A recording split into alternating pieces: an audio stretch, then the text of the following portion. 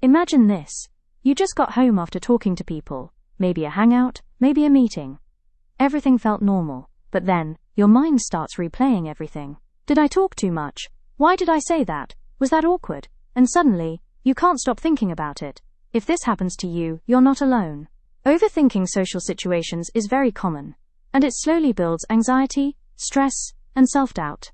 So why does this happen? One reason is simple. You want to be liked. Your brain is trying to protect you from rejection, so it starts searching for mistakes. Especially if you felt embarrassed before, your mind becomes more alert, trying to stop it from happening again. Another reason is high expectations. You might feel like you always need to sound confident, smart, or interesting. So even a small, awkward moment feels like a big failure. But the truth is, nobody is perfect in conversations. Everyone has awkward moments. Most people just forget them. Overthinking is also linked to social anxiety. Even if it's not extreme, feeling nervous around people can make your brain replay everything again and again. And some situations make it worse. Like first dates, job interviews, meeting new people, or even sending a message and not getting a reply. Your thoughts start racing. So how do you know if you're overthinking? You replay conversations again and again. You focus only on what felt awkward, and ignore everything that went well. You assume the worst. If someone didn't laugh, you think they didn't like you.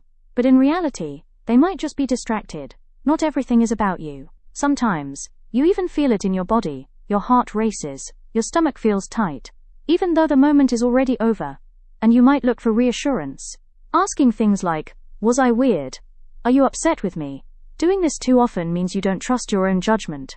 Over time, this can affect your relationships. You might seem distant or anxious, and constantly doubting yourself can create tension. It can also make you avoid people completely. You start thinking it's easier not to go, just to avoid overthinking later. But avoidance makes it worse. And slowly, it affects your confidence.